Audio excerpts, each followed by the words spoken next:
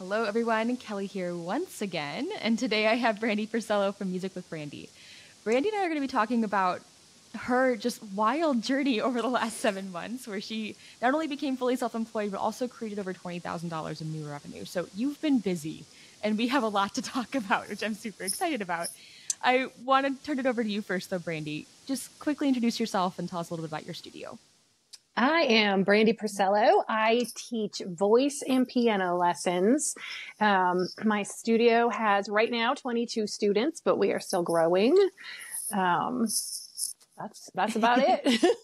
It's been an exciting year for you in the studio. I know we first started talking in January, so it's been a while. Just kind of orient everybody. Now it's December, so a full year has been this goal, and this was I think this was your driving goal for 2023, was like, get the studio up and running, because in January you had your hands full with a lot of other things that we're not teaching. So tell me a little bit about that. Like, way back in January, this is before we started working together, and that first conversation, what did life look like for you?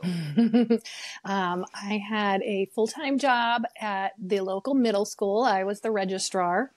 It did not pay much. As schools generally don't. So in order to supplement my income, I was also the musical director for the senior high musicals at our local art center, and which required 2 evenings a week, some Saturdays, and then, full tech week and show weeks.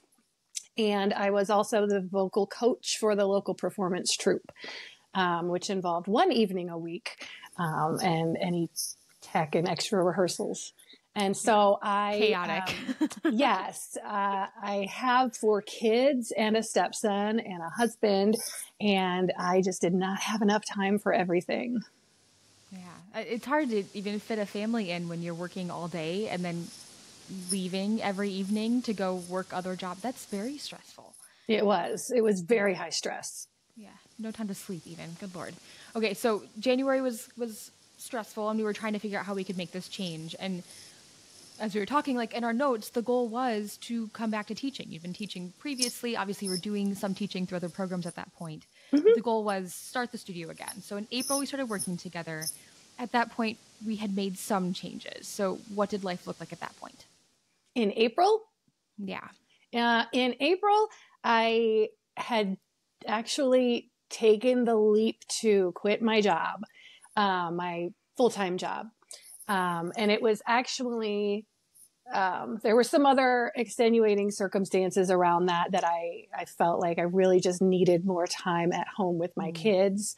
And so I quit that, and I was just on a leap of faith, starting my business. Yeah. We went all in. Yes. It's a big jump. It's a big jump. And things took off pretty quickly for you. So I want to start back in April again, talking about some of the challenges that you were kind of facing in March and April as you were making this decision. What was the most scary for you in restarting the studio and like committing to that more fully? The unpredictability of the income. I mean, there was no guarantee that I was going to be making money. That was the scariest part. It feels a little bit like you're betting on yourself. Yes. And I know, like, imposter syndrome is real in the music, circles and stuff. And so that was something that I struggled with too. When you're betting on yourself, you better believe in yourself. Yeah. It's a big leap to take. Obviously, it's scary from the income standpoint, but also I think from a confidence standpoint, it sometimes feels like the business becomes a personal reflection. Like if the business is doing well, I as a person am doing well. If I'm struggling in my business, then I must be failing as a human. And that tie is so easy to make. It's obviously not the case. Yeah. But it feels that way sometimes. Yeah. For sure. Yeah. So as we were making the transition in April and you're starting to look at the studio as the full-time income, that was the long-term goal. Yes. What steps did we start taking right away in our work together to make that happen? And what was bringing you results pretty quickly? I think the biggest thing that helped me was offering a trial lesson. because, first of all, you had encouraged me to set a very competitive rate. And quite frankly, Caused I was a little bit more scared. stress. Yeah. Yeah, I was very scared, but I did it. And offering those trial lessons allowed people to see the value that they were getting before they committed. But I mean, they can just see a price tag and say, "Oh gosh, that's too expensive." But I actually had a trial lesson. He came for a trial. They loved it, but they couldn't fit into any of my openings. And I said, "Oh, I'm really sorry. I'll let you know if anything opens up in the future." And the next day, the mom texted me and said, "You know what? We're rearranging our schedule so that he can take lessons from you." And if I had not done the trial lesson, that would not have happened. Oh, that is so affirming also, because we're starting this process. It is a big leap. It is scary. It's very stressful. All the things that we're talking about. The other hard part is because you've taken a big break from teaching private lessons, we didn't really have a lot of testimonials or like case studies at that point to point back to and say like, no, I really am worth it. Here's all the people that I've worked with that say wonderful things about me. We were starting from scratch again. Yeah. So being able to show that value obviously means that people want to work with you, but it's so affirming to you to have such a quick response to like, oh no, Brandi's awesome. Like we really like her. We're going to make it work because we like her so much specifically. That's amazing. And so the trial lesson was great. What in your marketing has been working for you so well? I mean, now we're all of a sudden at 22 students and the studio is full and we're adding more spots to accommodate that fullness. What are the major things that you think have led to that success? I think a lot of it has, and I know this is, I don't think this is typical, but a lot of my leads have come through Facebook. That's awesome. I have joined some like homeschooling groups because I did homeschool my daughter for the last couple of months of school last year. So I was able to kind of get into that community. Just the local grapevine groups. And I have found that if you add content that isn't necessarily related to the business, not constantly promoting, you have a little bit better of a reputation. And so people are more likely to respond when you do post something advertisey, Yeah. You don't want to look like a little piano lesson robot that's just like constantly posting over and over again. And also, as we've talked about a little bit, it has to be copy that is not focused on us as the teacher. So you're not going, even when you are promoting yourself, you're not just going in and saying, I'm Brandi, here's all the reasons I'm amazing, right? It's, I'm Brandi, and here's what my students like about working with me. Yes, absolutely. 100%. I love to post like on my business page, videos just from our lessons or pictures of the kids having fun. Because that's one thing that, I like about my studio is that it's fun. We do games. We do fun songs. I see a lot of color behind you in your studio. That makes total sense. Yeah. It's so cute. I love it. Thanks. Oh, that's awesome. That's awesome. Okay. So marketing is taking off, which is wonderful. There are other areas of your business that you've worked really hard on, though, to build confidence. Things like maybe some policy enforcement and kind of adding some other strategies to your business. What do you think has been impactful outside of the marketing to help you build that confidence in running your own studio? Honestly, I think just having you like as a support has helped with the confidence. I do have a auto pay, most of my students are set up on auto pay, but my adult students, I allow a little more flexibility. 2 of them pay in cash. And so I have had times when they have just been late with their payments and stuff. And so having you kind of in my corner, in my ear saying, maybe update your policy on this or, whatever, that has helped, just having somebody else in my corner. I really appreciate that. And I'm glad that it's been helpful for you. And I think part of if I can like talk you up for a second, Brandi, I think part of what has led to your success is that you ask a lot of questions. Like you are so open with the things that you are wondering about or concerned about or stressed about. And we're able to get a lot more done because of that, because we're working through that a little bit quicker. And I think that, I mean, obviously fast progress because you're working hard is great, but also fast progress on a personal level because you're using that support and you're coming to the community and you're sharing what you're struggling with and getting more advice and input on that means that it's not just the marketing, it's not just the revenue that's growing. It is that internal confidence of when I get those stressful emails, I now know how to answer them because I've had this conversation, I've worked through this before. And I know that I've gotten like the green light, if you will, on this wording in the past and it's worked well.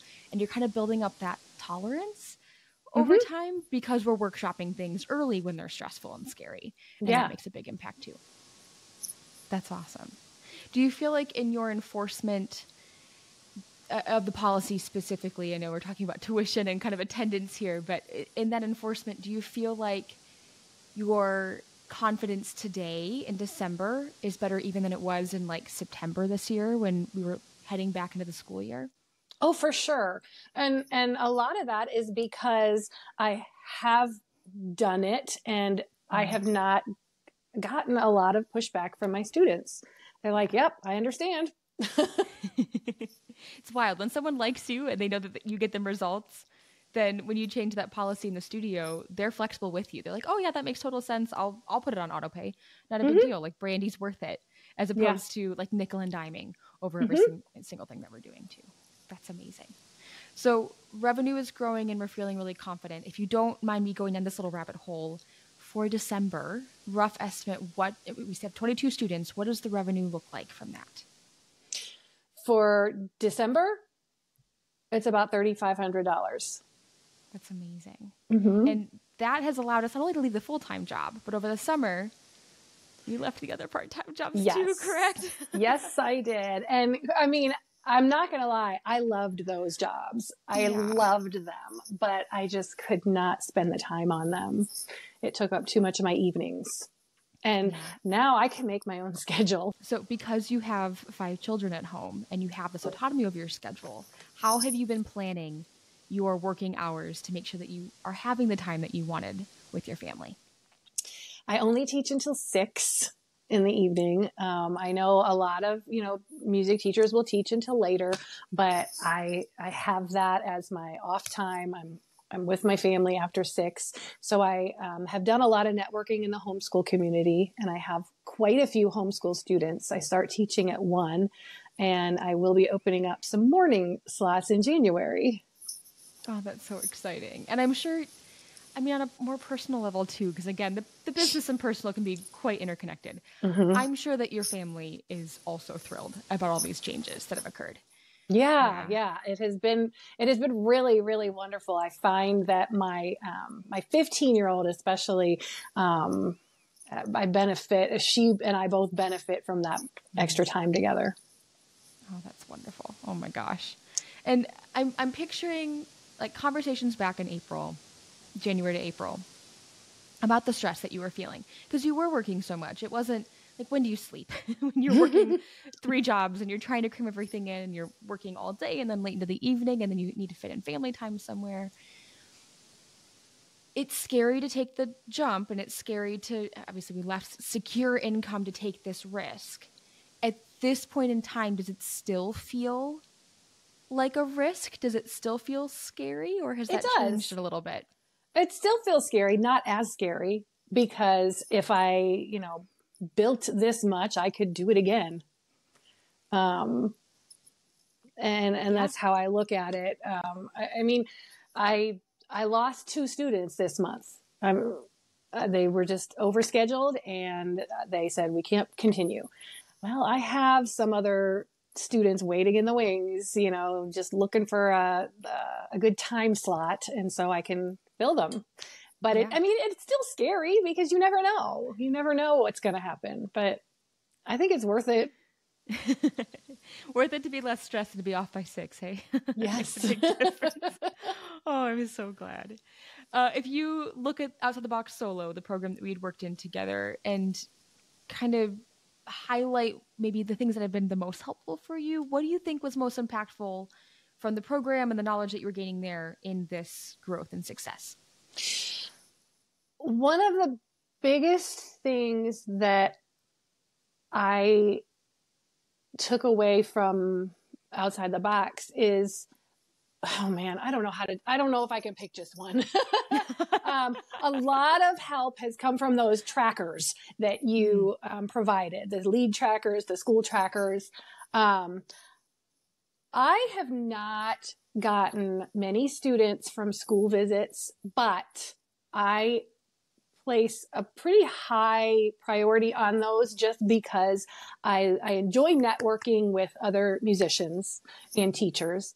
And I have actually I did 2 school visits last year. One of them was with the middle school that I used to work at, actually. And that teacher was just so burned out. It was towards the end of the year. And it just felt so good to be able to just give her a day off. Yeah. And, do her classes. And the kids really enjoyed it. The other one was at a different school. She was pregnant. And so she really kind of just needed a break. That felt really good. I had scheduled one this month that had to be canceled for health reasons, not mine. But the teacher there has been going through a lot of medical issues, and she just wanted, somebody to come in and help because she says she's exhausted.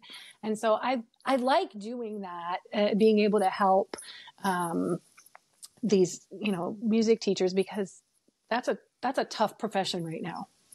Oh, yeah. Yeah. I mean, I think it's always difficult, and the last 3 years have been brutal. I feel for them. It's rough.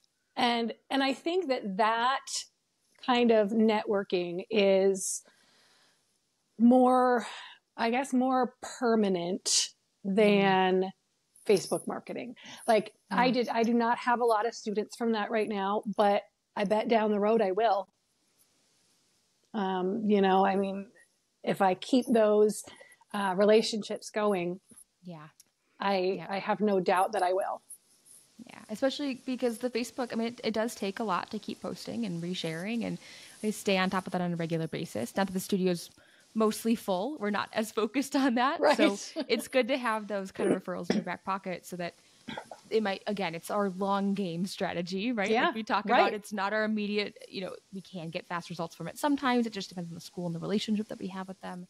Right. But a lot of times what we're looking at is like 6 to 9 months down the road, I want to make sure they're still coming in. Yeah, right. And that helps with the worry about what if, I lose half my students, I have those relationships, and that's helpful. Yeah. And then it's not an overstep to go back to them and say, hey, I have some unexpected openings. Who do you have in mind? Who's a good fit? They can help you fill those with ideal students again, too. For sure. That's awesome. If you had to maybe kind of summarize who you think is a good fit for solo, knowing what you've learned from the program and what tools have been most helpful for you, who do you think you would encourage to take a look at solo specifically? I would say somebody who is looking to, build their private teaching business pretty quickly. Maybe somebody who's starting from scratch. But even if you have an established studio and you just want to grow, I think it's so helpful. Not just finding students, but running your business efficiently and setting up policies and things like that. It's very comprehensive. And I appreciate that. Good. I'm really glad to hear that. Thank you. It's always good for me to get that feedback. In real time, I always really appreciate that hearing. I always appreciate hearing, how it's been impactful and what you've kind of gleaned from the program. I'm also so proud of you because you have hustled to make this happen for yourself, especially with a lot of other things on your plate. I mean, we're talking about I know we're at about 7 months now, but really a lot of this growth happened for you over the summer. Yes. So the studio took off so quickly because you were so consistent and so engaged in making that happen. And so I just want to like commend you again and kind of talk you up because you put so much effort into it. And I know you're proud of the effort that you've put in and the results that you're getting, but I want to like celebrate that a little bit too, because it's hard, as we were talking about beforehand, sometimes it's hard to look backwards. We're still looking forwards, like, oh, I'm going to add these morning slots. I'm on to the next thing. And so sometimes it's very to think back. Okay. If you had to, I think maybe it's kind of like our final wrap-up question here. If you had to give one parting piece of advice to someone who is in the position that you were in between January and April, like trying to start the studio again from the ground up, what do you wish you had known then that you'd want to share with yourself now?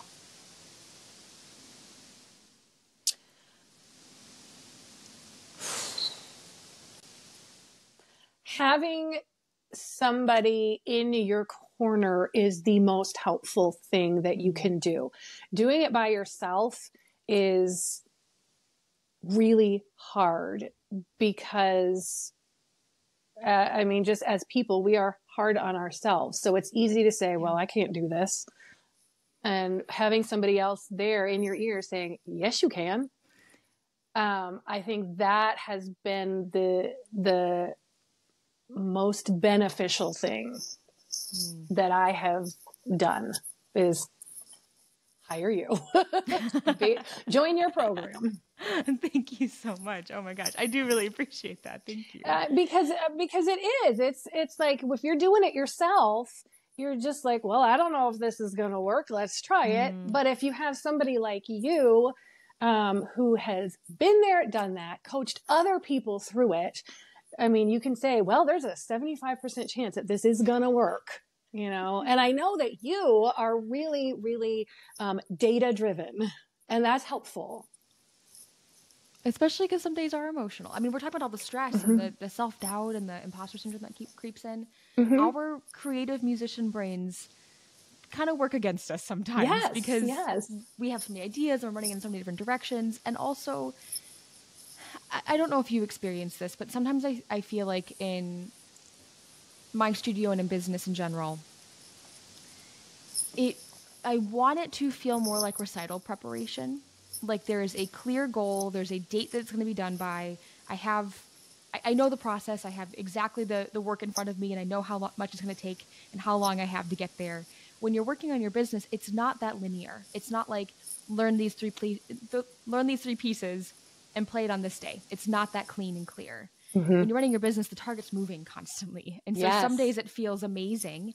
And some days, even with the exact same data in front of you, you just kind of feel crappy all of a sudden. Like that starts to sink in. Like, oh, I got 3 leads last week. Why haven't I got any this week? As opposed to like, I got 3 leads last week and this is amazing. So it is important to celebrate those and to rely on the data sometimes over our emotions, because they do betray us. Yes, they do.